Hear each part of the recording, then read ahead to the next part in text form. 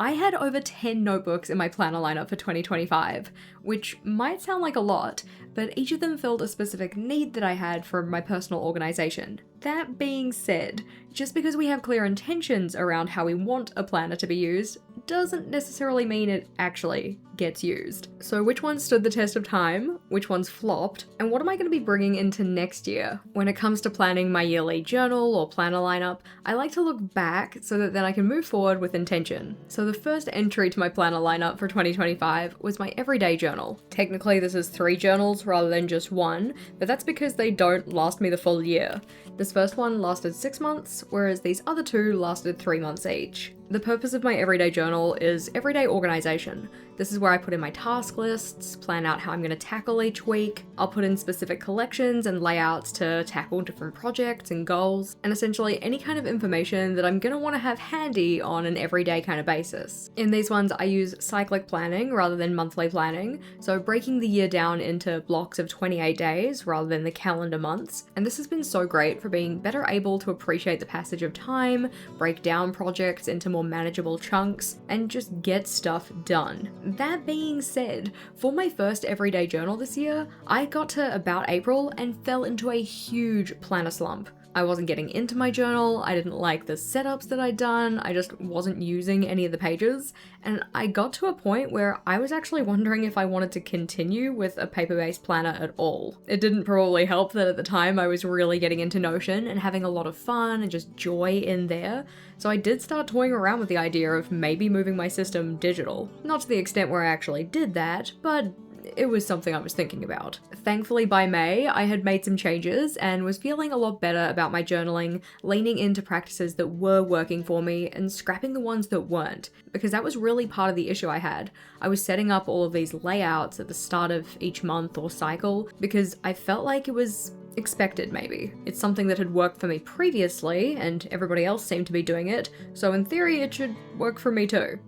But it wasn't. Instead, I decided to step away from those kind of larger start of month setups where you have a monthly calendar and a monthly dashboard and different collections for habit tracking and all of that kind of stuff, and moved it to more of a weekly based system. That has been much more beneficial for my personal organization and has been the system that I've primarily used in these 2 notebooks. Another change I made was moving to a journal per quarter. This ties in really nicely to my goal setting system because I like to do all of my goal setting and planning for the quarter. So taking the year, cutting it into 4 blocks of 13 weeks each, and aligning my goal actions with those. The next journal in my lineup, which has been a staple in my lineup for quite a while, is my yearly collections journal.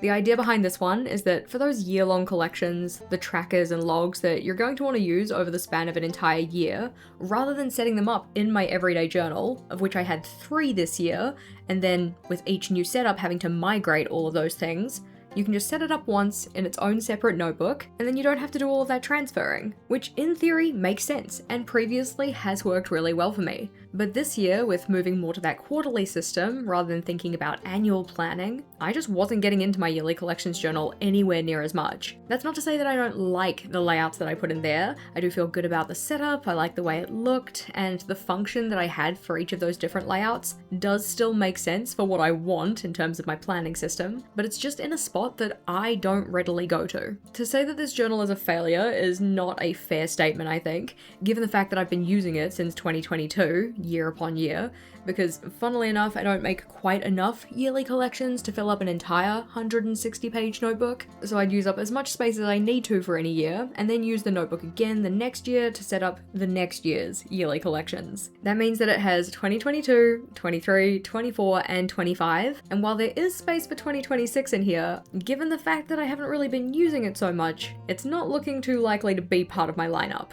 The collections that I had in there, either I feel like they would just be better in a digital space because I'm more likely to look in a digital space for that information, or they could be made smaller and moved into my everyday journal, so just making it for a 3-month time frame rather than a year-long one. Another long-standing journal, which was also part of my 2025 lineup, was one that, when I initially set it up, I was so worried I wasn't gonna use it, and that one is my 5-year journal. As the name of this one suggests, it's intended to last 5 years. It has a space for each of the days of the year, and then entries for 5 years on each of those daily spaces. So, daily space, cut into 5 sections, one for each of 5 years. The idea with this one is that it just has 3 lines to write down something that happened in the day. That could be 3 separate little bullet points, or it could be one longer running bullet point. But in setting it up, I wanted it to be super simple and very easy to fill in, and also flexible enough that I could really fill it with whatever. I can put in thoughts, I can put in feelings, I can put in memories and events that have happened, essentially anything that I want to in the moment, because although some 5-year journals come with those like pre-printed structures and pre-selected prompts for things that you can write about, I didn't want to get to a day where it's like, oh, what did you have for lunch today? And that day had like other super important stuff that I would rather talk about, or, you know, vice versa. Maybe it asks like a really deep and meaningful question and you're just like not in the mood for it. This one has been just a really great style of very simple memory keeping for myself, and it's been really nice to, with each individual entry, look back at the ones that came before it. So for instance, right now I'm in my 3rd year of using this, so I have 2 years of past daily data to read over. And sometimes I wish I had provided more context because I look at the entry and I'm like, what was she talking about? It's also interesting to see what types of information stood out to me as like, I should write this down about the day. But I think it's also just an opportunity to find a little bit of beauty in the kind of just regular moments of life, like special in the mundane. As said though, I am 3 years strong for this one. I've still got 2 years left, so yeah, probably part of my 2026 lineup. The next notebook I have is another that gets used year upon year, and that one is my goal planner. This is actually the only journal I have in my lineup that I actively call a planner, because funnily enough, it is for goal planning. Not only do I brainstorm what my goals are going to be in this notebook, but I also select the ones I'm going to be working on for each quarter, plan them out in full, thinking about the action steps I need to take and why this goal is important to me. But I also use this journal to do my end of quarter reflection so that I can get myself cool, calm, and collected for the quarter ahead. While I do very much like this journal, and I've set it up intentionally so I can be a little bit messy in there, a little more freeform, I don't get quite as particular about the decoration in that one compared to my yearly collections or everyday journal, I have found that in terms of horizontal space, this one feels a little bit lacking. That's not to say I want to move to something that's massively, massively bigger, because vertically the real estate is actually pretty good, but horizontally I think I could use a little extra width. So while there is still space in this notebook to do another year, because as said, I use it year upon year, I don't fill it up entirely with 1 year's worth of goals, I'm thinking about retiring this one and moving my goal planner into something different. As you'll probably already have noted, there are a fair few notebooks that I have in my lineup which don't just get used in 1 calendar year, or sometimes less than a calendar year. A lot of them get used for a longer period of time. And one of those in particular is the long-term collections journal. Now, as the name kind of suggests, this is for long-term collections, for things that I foresaw them kind of lasting me longer than a year, longer than the lifetime of just one everyday journal certainly, but more so for reference material that I figured I was going to be referencing year upon year. Initially when I bought a long-term collections journal into my lineup, I was also including things like pen swatches, references from books that I was reading, lists of apps to install when my computer went kaput, because at the time of setting that collection up, I was having a lot of computer issues. While this is another journal that has been in my lineup for quite a while, I just found that this year, it's not where I was looking for that information. With playing around in Notion so much more and building my second brain in there, that was the place that I was kind of naturally tending towards when it came to looking for reference materials. For that reason, partway through the year, I decided to retire my long-term collections journal and turn it into something else. I literally ended up cutting the pages out of this one that I had set up for long-term collections and giving myself a new start to this notebook. The thing it got turned into though was a reading journal, though that's because the reading journal I started the year with got pretty full. It might be hard to appreciate, but look at the chonk on that notebook. If the one at the bottom is the kind of regular size of the notebook, then you can see how much chonk I added in bulk from using this one. But my reading journals are primarily in my lineup for fun. Now, they are called reading journals, but they're kind of more like media journals because I also include things related to movies, TV shows, and games in here. This year I decided to try my hand at doing some more kind of collage-y layouts when it came to my reading reviews, and also fully decked out my start of journal setup using one of my all-time favorite themes, and I also just in particular like how the theme of the start of journal setup kind of matched the journal as well. When it came to setting this one up though, because I set it up partway through the year, I didn't have have a lot of those start of journal collections, I was really kind of paring down to just the ones I thought I was going to be more actively using. And I do think that that was a good choice. It made getting into my reading journal, especially those start of journal collections, just feel a lot less daunting. But when it came to doing the reading blurbs, that's still something that I put off. And I think in part it's because I made doing the reading blurbs too difficult for myself. Don't get me wrong, I definitely love the way they look when they're finished, and I appreciate the creativity of it, but if it's the kind of thing that I build up in my head as being homework, that doesn't sound fun, and my reading journal is supposed to be fun. So if I make it not fun, I'm just going to avoid it. That means that currently I am woefully behind in doing my reading blurbs, so I'm really thinking that I might need to find a slightly different style for doing these next year. I also found that while I'm glad I repurposed this notebook so it kind of had a second life, I like my reading journals to be a little more decorative in terms of the cover, so in making a new one, that was something I wanted to keep in mind. The next entry to my lineup though is really only here because of my job, and that would be an R&D notebook. R&D here stands for research and development, and mainly it was for making layout ideas that I'd share on the channel. Rather than filling up my everyday journal with a bunch of different layouts and collections to showcase ideas, I'd put them into a separate notebook so that I could just have those in their own space and not distracting from my own personal organization. Now, if you've been here for a second, you may have noticed that we have had fewer collection idea videos on the channel this year, and that's just in part because I wasn't finding the same level of fulfillment in making them. I do very much value the ones we have on the channel, and I think that they're really good resources, but because I'm not making as many of those videos, this journal isn't as necessary anymore, or the fleet of R&D notebooks that I have in my closet, because I also have one for square journal ideas and B5 journal ideas, and I think at least one more A5 size that isn't fully completed yet. I try and use up all of the space in them wherever I can, but given the shift in the focus of my content, I just have found that the R&D notebook isn't quite as necessary anymore. That's not to say like I'm gonna throw this out or anything, it's still really good reference material, but I haven't been actively using it. Another notebook that I sadly have not found myself actively using would be my health journal.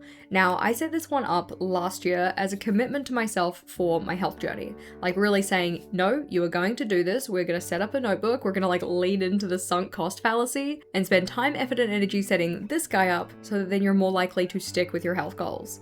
And technically speaking, that has worked. I have been doing a lot better with my health goals compared to before setting up this notebook, but in terms of actively using it, not so much. That's mainly because when I set this one up, I already knew I was not going to be getting into it to fill in trackers or logs on a like daily or weekly basis. So I'm also set this one up as a health reference book. But just like I had with the long-term collections journal, that's not my first thought when it comes to finding references. My first thought when it comes to finding reference materials for myself is to check my second brain, or check Notion. I did end up adding one tracker into my health journal though to track my exercise, because I actually started actively exercising this year, and I wanted to keep track of which days I was or wasn't doing it, but I wasn't necessarily great getting back in and filling that in. Thankfully, it was fairly easy because I just exercise every day, so I just come back in and check off a whole bunch of days. The last time I got into this one, I had to check off like 3 weeks worth of days. But if the purpose of the tracker is to hold me accountable to doing the thing, and I'm doing the thing without the accountability of the tracker, then the tracker isn't super necessary. That being said, I do like to know what streak number I'm up to. At the time of the release of this video, I'll be at 188 days in a row, which is very good for someone who exercised like 10 times last year. But as said, my journal isn't actually the one holding me accountable to that, so it's not super necessary for me anymore. If I'm not checking in with it, if I'm not going and looking at those reference materials or using the trackers, I would just rather be more intentional about letting it go rather than letting it just kind of sit by the wayside, looking at me, making me feel guilty about not using it. A notebook that never makes me feel guilty though is my Scribble book. This one feels silly to include in the lineup honestly, but it is an integral part of my planning process, so it gets to be here. As the name kind of suggests, this one is for very scribbly, very messy things. Typically I do a lot of brainstorming in here, or I'll note things down when we're in video sessions, like on live streams and such, when we're kind of working through a process together or something like that. And I very much treat this one as a disposable notebook because, I mean, it's like fully made of paper apart from the spiral, so very easy to recycle when I'm done with. I also don't find myself going back through the notes in this one all too often, but that's completely fine. When it comes to the other notebooks in my lineup, which are in, like, I don't know, better quality notebooks, those ones feel like they should be saved. I mean, they don't have to. You don't have to save your notebooks, but pretty much any nice notebook that I've ever used does stay with me. They're sitting in my shelves. Whereas the Scribble book, that one I can just discard at the end of its life and not feel too bad about. Also, just given the fact that I have called it a Scribble book allows me to be more messy with it and more freeform, and I love that. This one is almost used up though, so I very much feel like I need to get a new Scribble book. I'll give you 3 guesses as to whether this one will be part of my lineup next year. As mentioned before, one of the things that I used to include in my long-term collections journal were swatches. But in making this long-term collections journal, which I very sadly set up at the end of last year, thinking like, oh, my long-term collections needs a refresh, it needs a new space, like a facelift, I ended up splitting my old long-term collections journal into long-term collections and a swatch book. So that is the next entry to my lineup. This one's just done in a little B6. I wanted something compact, and it's not super fancy, it just has a log of all of the pens I have, and most importantly, it has swatches by color. So not just like all of my Tombos or all of my calligraphs, but all of my red pens, all of my yellow pens. Notably, this is not an everyday touch for me. I don't have to go through this every single day to find pen colors, but anytime I'm looking for pen colors, it is very helpful. I only swatch pens in this. I know some people have swatch journals for tapes and stickers and such. I don't feel the need to have those swatched, but pens in particular, very useful, especially when I'm trying to color match between some other type of material and my pens. So it's like if I have a washi tape or a sticker set or something and I want to find the right pen color that matches the coloration on the stickers, having those swatches by color, so useful. This one though is like my personal swatch book, my long-term swatch book. It's not really for swatching out new materials until I kind of confirm that they're going to be part of my stash. I've decided that I'm going to be keeping them, that kind of thing. So in undertaking a new project this year and starting to work with Archer and Olive to do the unboxings for their channel, I also decided to make a dedicated Archer and Olive swatch book. I figured that using this notebook in particular for it made sense given the ampersand, but this one is just for swatching the materials that I get from their subscription boxes or like themed boxes or whatnot. Anything that I'm doing as a video for their channel, I swatch it in here as part of that video so people can see how the materials behave on Archer and Olive paper. Some may argue that it's not necessarily part of my lineup, but it is one that I am actively using as I work with them. While looking back at our planner stack from this year is great fun, what's even more important is thinking about the takeaways from this. So what did we learn about going through each of these? I think the first main takeaway for me is that good intentions do not make for a productive journal. Yes, all of the notebooks that I had in my lineup were selected for a very specific purpose. They were, filling a need within my personal organization, but maybe it wasn't the right way to fill those needs. Yes, I do need somewhere to keep long-term reference materials, but maybe it's not in a journal. Yes, I do need somewhere to plan out my goals, but maybe I need a little more real estate to do that planning effectively. More than anything, I just don't want to look at my planner lineup and feel guilty for not using things, especially if the lack of use for that notebook or planner hasn't really been an intentional or like proactive choice. Some of the notebooks that I had in my lineup this year, they just kind of fell by the wayside, and every time I'd look at them, I'd get this kind of a reminder of, oh, you should be using that, you should be checking in with that, you should be updating this. We're not trying to shoot all over ourselves here. I would rather make the proactive decision to say, actually, you aren't necessary right now, you can go on the shelf and I don't have to worry about it. And there are definitely some notebooks in my lineup that is going to be happening too. Rather, I just want to intentionally retire journals rather than unintentionally letting them go for days, weeks, or sometimes even months without using them. For that reason, in 2026, we will be saying goodbye to the yearly collections journal. Even though there's space for 2026 in here, I just didn't use it enough in 2025 to warrant doing a setup in here. The information that is captured in here, I'd rather just reformat so that it's on a quarterly basis that I can put into my everyday journals,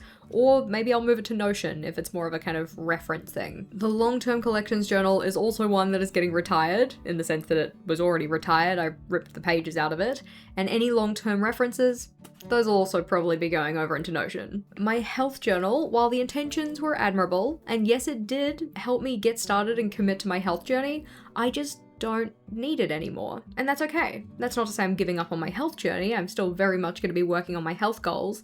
I just don't think that this notebook in particular is going to be helping me do that. And another one we're saying goodbye to is the R&D journal. Because I'm not making those collection idea videos for the channel anymore, I just don't need to have a dedicated space to put them in. That's not to say it can't come back. I mean, all of the journals that I'm retiring can come back. I'm not throwing them away. But for right now, this one's not going to be part of my lineup. So that begs the question, what is going to be part of my lineup for 2026? Well, notably, I do want to have an everyday journal. There's a reason it's called the Everyday Journal. I get into these ones every day. Well, one of them, I don't use all three at once. But notably, these ones are finished with. So the everyday journal that I'm using for next year is this square coiled key design from Archer & Olive. It is so beautiful, and I'm so excited to get in and use this one. Not only with the return to the square, because I just love the extra space, but also just the design. It's a beautiful notebook. Another one is gonna have to be the goal planner, but as said, I wanted a little more horizontal space in this one. So for that, we are also going with a square. Again, beautiful design. I think that next year is just going to be the year of really beautiful covers. I do foresee this one lasting me more than just 1 year because I don't use huge amounts of pages when I do my goal planning. Like, I probably use more than most people, but I don't think I'm going to use the entire notebook in 1 year. But it's another one that I'm very excited to get into. While I did love my reading journals from 2025, I think that the style that I'm going with needs a bit of a change up, but the actual dimensions of the notebook I think are fine. So I'm going to be going with another A5 with a beautiful cover. This one being the green storybook design from Archer & Olive. I like how it kind of feels very hobbity, which just gives me reading vibes, so it's a winner. Then we're into the notebooks that I'm carrying over from 2025 rather than making new versions of, with the first one being the 5-year journal. As said, I'm only 3 years deep into this one. I have another 2 years left. Still going strong. I want to see it out. And I'm really excited because next year, year 4, is like the penultimate year. Is that how we phrase it? But in having only 2 years left in this one, it means that 1, I am 1 year closer to being able to just revamp the structure a little bit. And 2, I know that so much can change in 5 years, and having those little memories captured in here is going to be really special. The Scribble book will of course be staying, though I probably will need a new one. There's still a little bit of space in here though. So it is coming into 2026 and will probably get used up by the end of February. I'll need a replacement, but for now, it's part of the lineup. We of course have the Swatch books that'll be sticking around, both my personal reference and the one for the Archer & Olive videos. And one of the biggest things that definitely deserves a mention as part of the lineup is Notion. Given the fact that that's where I organize my entire content calendar for the channel and everything else that I'm putting out, and also where all of my life lists are and my reference materials for just operating in life, it is a very important part of my productivity system. It does feel kind of scary to be letting go of as many journals as I am, even if it's just in the sense of them getting kind of replaced with something new, like the goal planner going into a square. But in particular, those ones that have been part of my lineup for so many years, to say goodbye to them feels a little bittersweet. But I think it's just a really good opportunity to remind ourselves that if something isn't working for you, it's okay to let it go. Yes, the letting go process is maybe a little painful, especially if you've spent time, effort, and energy setting those planners and journals up, or if they cost you a bit of money. But I would rather actively and intentionally say that I wasn't going to use them, rather than lying to myself saying, oh yeah, I'll get to it eventually, and every time I look at it, feel guilty. We don't want planning and journaling to make us feel guilty. I want this to be a joyful experience, both for myself and for you. I think this is a fairly decent stack of things to work with, and I'm very excited to get in and set them up. Of course, I have actually already set up a couple of these notebooks for next year, one of which is my everyday journal. As the name suggests, that is my everyday touch, the one that helps me get organized and get all of my stuff done, and we do have a setup video for that one on the channel already. That one's worth checking out if you wanted some inspiration for your 2026 journal, so click or tap on that one and I'll see you over there.